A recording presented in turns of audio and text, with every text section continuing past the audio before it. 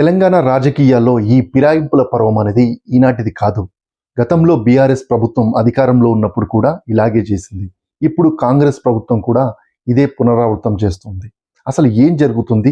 ఈ ఫిరాయింపులపైన ఒక విశ్లేషణ చూద్దాం. రాజకీయాల్లో శాశ్వత శత్రువులు, శాశ్వత మిత్రులు ఉండరు. కేవలం ప్రయోజనాలు మాత్రమే ఉంటాయని పెద్దలు ఊరికే అనలేదు. తెలంగాణ రాజకీయాల్లో ఇప్పుడు జరుగుతున్న ఎమ్మెల్యేల అనర్హత వేటు గొడవ చూస్తూ ఉంటే ఇదే నిజం అనిపిస్తోంది. 2023లో ప్రజలు ఒక పార్టీకి తీర్పు ఇస్తే గెలిచిన ఎమ్మెల్యేలు మరో పార్టీ కండువా కప్పుకోవడం, దానిపైన కోర్టులు, స్పీకర్ల చుట్టూ ఏళ్ల తరబడి ప్రదక్షిణలు చేయడం ఒక ప్రహాసనంగా మారింది. గతంలో బీఆర్ఎస్ అధికారంలో ఉన్నప్పుడు కూడా ఇదే తరహా రాజకీయం నడిచింది. 2014 మరియు 2018 ఎన్నికల తర్వాత కాంగ్రెస్, టీడీపీ నుంచి గెలిచిన మెజార్టీ ఎమ్మెల్యేలను బీఆర్ఎస్ తనలో విలీనం చేసుకుంది. సబితా ఇంద్రారెడ్డి, తలసాని శ్రీనివాస్ యాదవ్ వంటి వారు ఏకంగా మంత్రి పదవులు కూడా ఇచ్చారు. అప్పట్లో బీఆర్ఎస్ దీన్ని రాష్ట్ర అభివృద్ధి కోసం చేస్తున్న చేరికలని సమర్థించింది. ప్రజలు ఒక గుర్తుపై ఓటేసి గెలిపిస్తే ఆ ఓటుకు విలువ లేకుండా అధికార పార్టీలో చేరిపోవడం ప్రజాస్వామ్య స్ఫూర్తికి విరుద్ధం. అప్పట్లో కాంగ్రెస్ దీనిని తీవ్రంగా విమర్శించింది.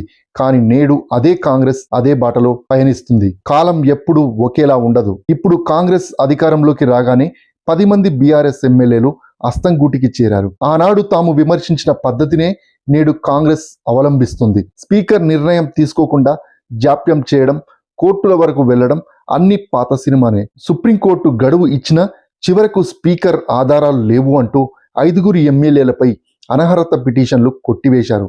ఇది కేవలం సాంకేతికతను వాడుకొని కాలయాపన చేయడమే అని విశ్లేషకులు భావిస్తున్నారు. రాజకీయ పార్టీలు అధికారంలో ఉన్నప్పుడు ఫిరాయింపులను అభివృద్ధిగా చూస్తాయి. అదే ప్రతిపక్షంలో ఉన్నప్పుడు ప్రజాస్వామ్య హత్యగా అభివర్ణిస్తాయి. రాష్ట్రంలో స్థిరమైన ప్రభుత్వం ఉండటం ముఖ్యం. ఎమ్మెల్యేలు అధికార పార్టీలో ఉంటే నియోజకవర్గానికి నిధులు వస్తాయని కొందరు ప్రజలు భావిస్తారు. ఓటరు నమ్మకాన్ని వమ్ము చేయడం, ఏ పార్టీ అయినా సరే ఫిరాయింపులను ప్రోత్సహించడం అనేది రాజ్యాంగం పట్ల గౌరవం లేకపోవడమే. పార్టీ మారాలనుకున్నప్పుడు ఎమ్మెల్యే పదవికి రాజీనామా చేసి మళ్ళీ ఎన్నికలకు వెళ్లడమే అసలైన ప్రజాస్వామ్య ధర్మం. చివరికి ఏ పార్టీ అధికారంలో ఉన్నా చట్టాల్లో ఉన్నటువంటి లొసుగులను వాడుకుంటూ ఓటర్లను వెర్రివాణి చేస్తున్నారనేది కాదనలేని సత్యం.